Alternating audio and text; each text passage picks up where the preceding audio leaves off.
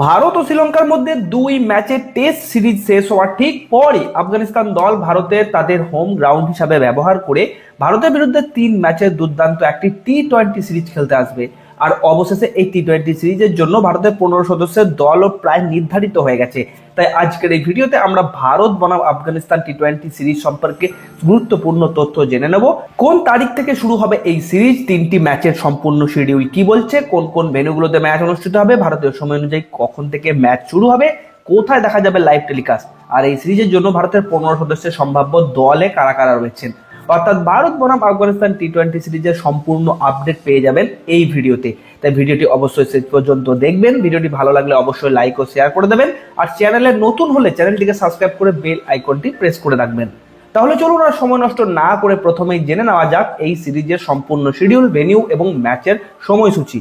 3 ম্যাচের টি-20 সিরিজের প্রথম ম্যাচটি অনুষ্ঠিত হবে আগামী 13 সেপ্টেম্বর দিল্লির অরুণ জেটলি স্টেডিয়ামে।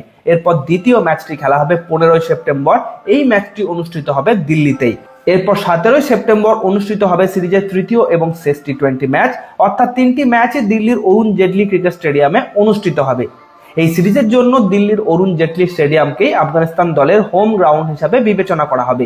আর আপনাদের জানিয়ে দিই, 3টি টি-20 ম্যাচই ভারতীয় সময় অনুযায়ী সন্ধ্যা 7:30 থেকে শুরু হয়ে যাবে। এরপর তাহলে নজর দেওয়া যাক এই সিরিজের জন্য ভারতের 15 সদস্যের সম্ভাব্য দলের দিকে। আপনাদের জানিয়ে রাখি, এশিয়ান গেমস 2026-এ যে ভারতীয় দল খেলতে নামবে সেই দলকেই এই সিরিজে খেলতে দেখা যেতে পারে।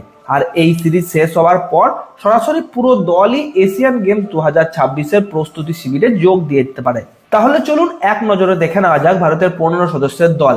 এই দলের অধিনায়ক থাকবেন শ্রেয়াস আইয়ার, সহ অধিনায়কের দায়িত্ব পাবেন তিলক বর্মা। উইকেট কিপার হিসাবে আবার দলে দেখা যেতে পারে সঞ্জু স্যামসনকে। সম্প্রতি তাকে টি-20 দল থেকে বাদ দেওয়া হলেও এশিয়ান গেমসের জন্য তাকে দলে রাখা হয়েছে, সেই কারণেই এই সিরিজেও সঞ্জু স্যামসনকে খেলতে দেখা যেতে পারে। আরও এক উইকেট কিপার ব্যাটসম্যান হিসাবে দলে থাকবেন ঈশান কিষান।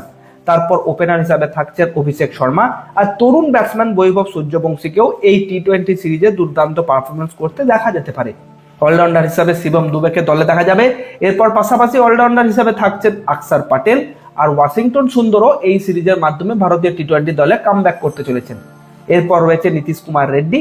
চোটের কারণে বেশ কিছুদিন দলের বাইরে থাকার পর এই সিরিজের মাধ্যমে তিনি কামব্যাক করতে পারেন, কারণ এশিয়ান গেমস 2026-এ তার পারফরমেন্সের দিকে অনেকের নজর থাকবে।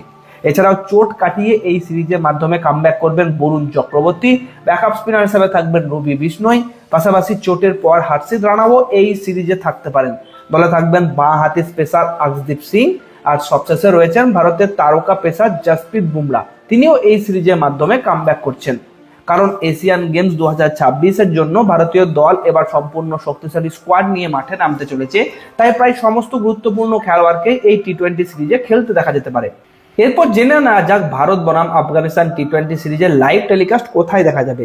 ভারতে এই সিরিজের সম্প্রচারের দায়িত্বে থাকবে star sports network, star sports 1, star sports 3, star sports Hindi.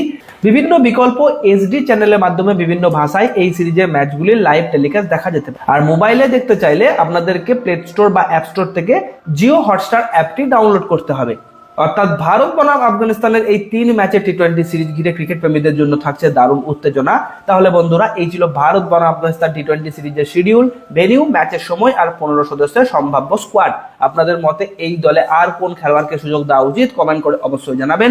এবং এমনই প্রত্যেক দিনের ক্রিকেট আপডেট পেতে চ্যানেলটিকে সাবস্ক্রাইব করে বেল আইকনটি প্রেস করতে ভুলবেন না। ধন্যবাদ।